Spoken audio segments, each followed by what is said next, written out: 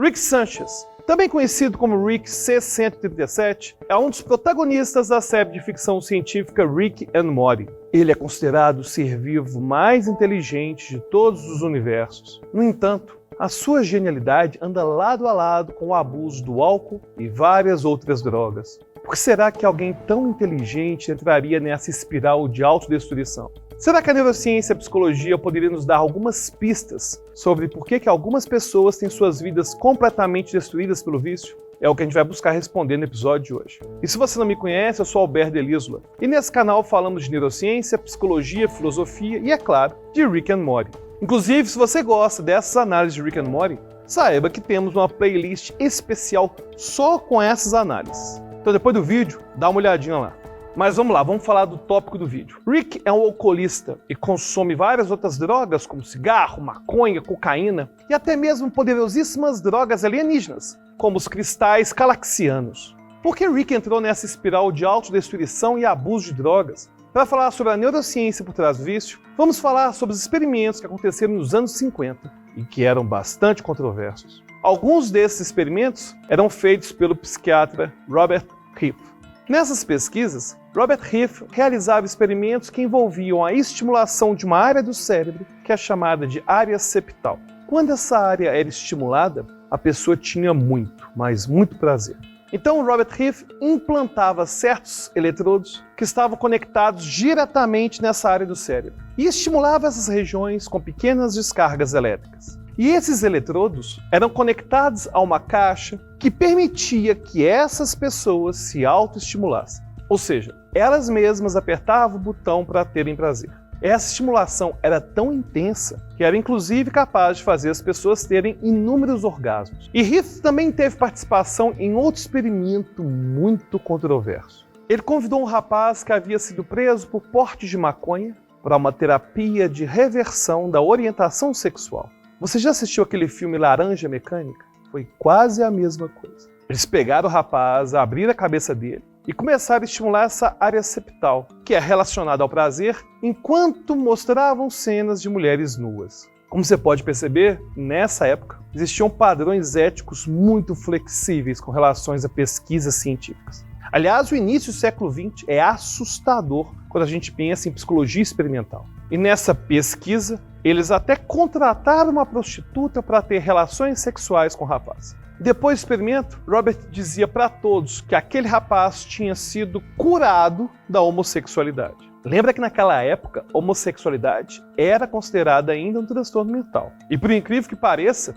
em 1972, Heth até chegou a publicar um artigo falando dessa pesquisa envolvendo terapia de reorientação sexual. Porém, nada ficou comprovado. Infelizmente, experimentos como esse não acontecem mais com seres humanos. Mas pesquisas parecidas aconteceram e continuam acontecendo com experimentos envolvendo animais. Por exemplo, em 1954, dois pesquisadores, James Olds e Peter Milner, realizaram experimentos de autoestimulação cerebral com ratos. E eles fizeram de uma forma bem parecida com aquela maneira que foi feita com Robert Heth. Eles pegaram uma alavanca e conectaram o seu controle à região septal do cérebro dos ratos. E todas as vezes que os ratos ativavam uma alavanca, eles sentiam muito prazer.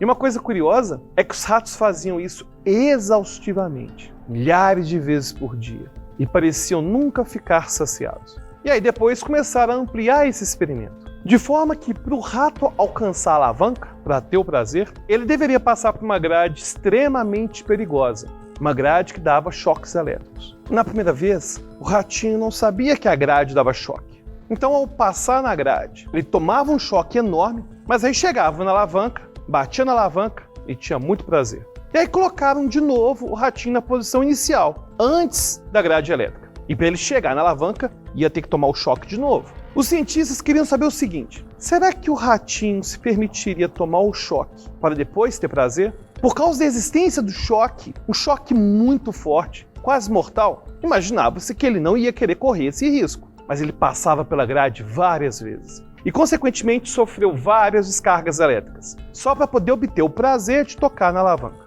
E o mais surpreendente é que repetiram esse mesmo experimento usando comida em vez da estimulação da área septal. Lembre-se, a comida é um estímulo incondicionado. Isso é um estímulo que é naturalmente reforçador para o rato. Está associado com a própria sobrevivência do rato comer. E quando colocava o rato de um lado, morrendo de fome, e do outro lado a comida, e colocava no meio a grade dando choque, o rato ia a primeira vez, tomava o choque e não voltava mais. Ele morria de fome. Ele preferia morrer de fome do que tomar um choque. Mas quando estimulava a região septal, o rato parecia não se importar com a própria vida. Está se lembrando de pessoas que têm esse comportamento, né? O próprio Rick age assim. E depois desse experimento, os cientistas passaram a fazer pesquisas envolvendo os ratos e drogas viciantes, como cocaína, morfina. E nessas pesquisas, os ratos ficavam numa jaula e tinham à sua disposição comida, água e uma solução de água com a droga. Em geral, 90% dos ratos que eram viciados na droga morriam de overdose. Nos anos de 1980, essas pesquisas acabaram virando um comercial de TV de uma campanha antidrogas, que foi promovida pela Partnership for a Drug-Free America, que seria parceria para uma América livre de drogas. Dá uma olhadinha como que era o comercial. Only one drug is so addictive, 9 out of 10 laboratory rats will use it. And use it. And use it. Until dead.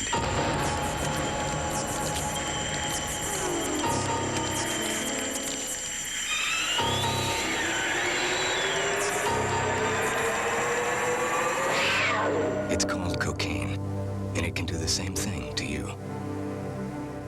Experimentos semelhantes foram realizados para provar o quanto que a heroína e outras drogas são viciantes. No episódio Rick's Business, conhecemos uma das drogas mais viciantes do universo da série Rick and Morty, cristais clarksianos. Nesse episódio, durante uma festa organizada por Rick, Morty decide mostrar a Jessica, o seu crush, vários equipamentos lá da garagem. No entanto, acidentalmente, ele derruba uma engenhoca que teletransporta toda a casa para um planeta estranho. Morty começa a surtar com as repercussões de suas ações. Rick o acalma e diz a ele para coletar alguns cristais de clarksianos, que seriam usados para levá-los de volta para casa. Rick convence Abradolf Linklater a se juntar a Morty, e Summer fala com Nancy para se juntar a eles também. E os três partiram para encontrar os cristais. Morty, Nancy e Linklater encontraram os cristais, mas foram atacados por uma fera de 2 cabeças. Linklater afasta a fera, enquanto Morty e Nancy coletam os cristais. Linklater é mortalmente ferido, enquanto os defende. E o restante do grupo volta para a festa e entrega os cristais para Rick, que simplesmente os esmaga e os cheira, como se fosse realmente cocaína. Uma cocaína alienígena.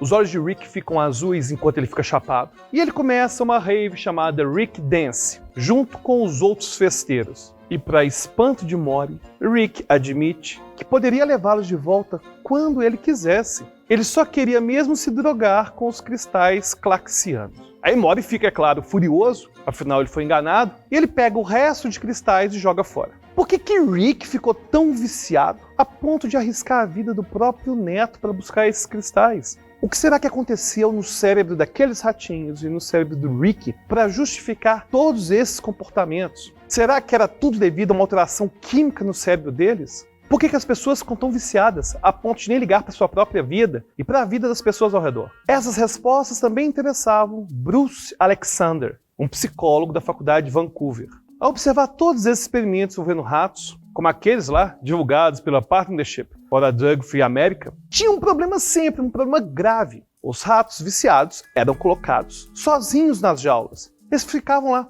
Eles estavam sozinhos, isolados, sem brinquedos, sem atividades recreativas. Eles não tinham amiguinhos ou amiguinhas para ficar brincando naquelas rodinhas de rato. Não tinha nada para eles fazerem que não fosse drogar. E aí o psicólogo pensou, e se o experimento fosse feito de uma forma diferente? Ele construiu, com a ajuda de colegas, 2 espaços para os ratos de laboratório. No primeiro, os animais viviam como se estivessem nos experimentos originais, em confinamento, isolados. Eles só tinham comida, água e droga. Já o segundo espaço era o paraíso dos ratos. Dentro da jaula de madeira compensada, tinha tudo que um ratinho sonhava. Tinham várias rodinhas, bolas coloridas, as melhores comidas. Tinham ratinhas e ratinhas para eles brincarem, fazerem sexo. E ele chamou esse lugar de Rat Park, que foi traduzido para o português como Ratolândia. E nesse experimento, os 2 espaços tinham acesso a 2 garrafas. A primeira só tinha água E na segunda garrafa tinha morfina, que é um derivado do ópio, cujos efeitos são parecidos com a da heroína e que os ratos processam de uma forma bem parecida dos seres humanos. No final do dia, eles mediam quanto que tinha de água e de morfina nas garrafas para saber quanto que os ratos escolheram ficar sóbrios ou simplesmente doidões.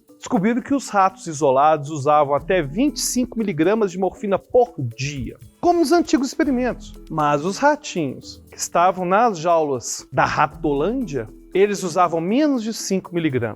Os ratos de Rat Park tinham morfina disponível por 24 horas, mas praticamente não usavam. Eles não se mataram, não tiveram overdose, eles simplesmente preferiam fazer outras coisas. Brincar nas rodinhas, brincar com o amiguinho, fazer sexo. Então os experimentos que eram realizados antes com os ratos e que guiavam todas as políticas antidrogas do mundo estavam totalmente errados. Não é a droga que causa o comportamento autodestrutivo, é principalmente o ambiente. O rato isolado quase sempre vira um drogado. Vai acabar morrendo de overdose mesmo. E o que tem a vida boa pode até eventualmente consumir um pouco de droga, mas não vai ter overdose. E Bruce descobriu que o vício não é uma doença. Na verdade, é uma resposta do nosso corpo ao ambiente que a gente tem inserido, aos vínculos que temos com outras pessoas. O problema não é a droga. Aliás, o problema não é a pornografia, não é o videogame, não são os cassinos. O problema é a sua jaula, a nossa jaula. E a partir daí, Bruce e seus colegas continuaram a fazer ajustes nesse experimento,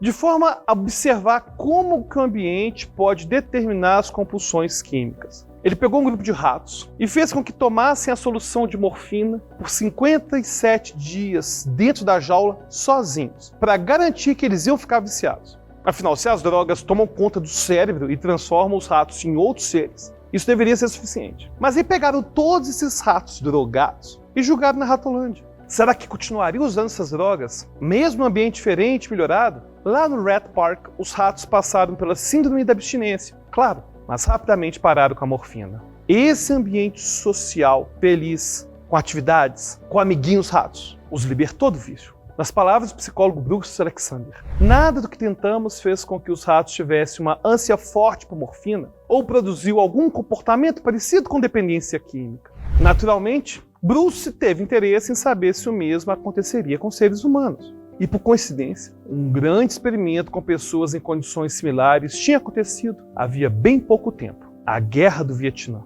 Naquele conflito, usar heroína era tão comum quanto mascar chiclete, como disse a revista Time. Inclusive, dia 15 de maio de 1971, o New York Times noticiou: o uso de heroína pelas tropas americanas no Vietnã atingiu proporções epidêmicas. E não foi só realmente um exagero jornalístico. Cerca de 20% dos militares ficaram realmente dependentes, conforme o Archives of General Psychiatry, que foram citados por vários autores. Olha como que era preocupante. Isso significava que havia mais dependentes de heroína servindo nas Forças Armadas dos Estados Unidos do que entre a população civil do país inteiro.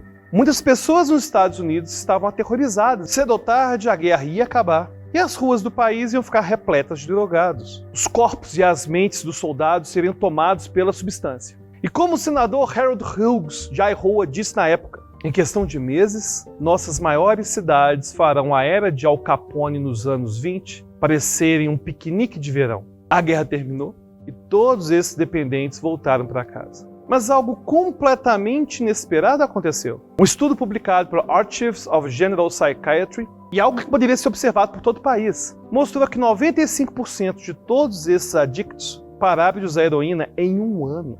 E só um pequeno número de veteranos continuou usando heroína. E esses que continuaram viciados foram justamente aqueles que tiveram infâncias disfuncionais ou que já eram dependentes antes da guerra. A teoria segundo a qual a droga escraviza as pessoas e que é a base da guerra às drogas desde o início do século XX realmente não faz sentido nenhum.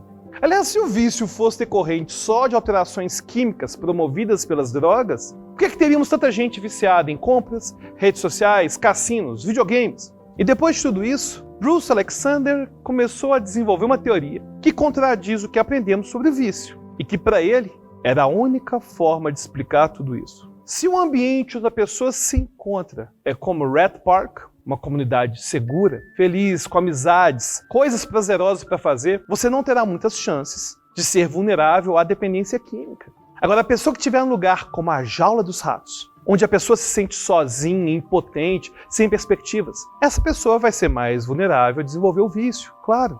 E aí voltamos a Rick C137. O que o torna viciado em álcool e outras drogas não são alterações químicas criadas por elas no seu cérebro. O que causa todo o seu comportamento autodestrutivo é a jaula que sua mente vive desde a morte da sua amada esposa Diane. A morte de Diane foi um momento decisivo na vida de Rick. Momento decisivo para transformá-lo na figura destrutiva que ele é. Ela foi assassinada por outro Rick através de uma explosão de uma bomba futurista. O trauma do assassinato de Diane fez com que Rick se transformasse em uma fúria vingativa, enviando numa jornada não só de vingança, mas também de autodestruição. Nas palavras de Birdman, o pessoa-pássaro e também melhor amigo de Rick. Morty, você sabe o que Uba-Luba Dubi-Dubi significa? Na língua do meu povo significa estou em grande sofrimento, por favor me ajude. Seu avô está mesmo em um sofrimento muito, muito profundo, por isso ele tem que se entorpecer. E você, já sabia que o maior problema das drogas não são as drogas propriamente ditas, e sim a jaula? E já imaginava que Rick se tornou autodestrutivo devido a todo o sofrimento que ele teve na vida dele? Quer sugerir algum vídeo pro canal? Só deixar o comentário. E lembre-se, se você quiser conversar diretamente comigo, é só se tornar um apoiador. E a gente se encontra lá no grupo do Telegram. E até a próxima.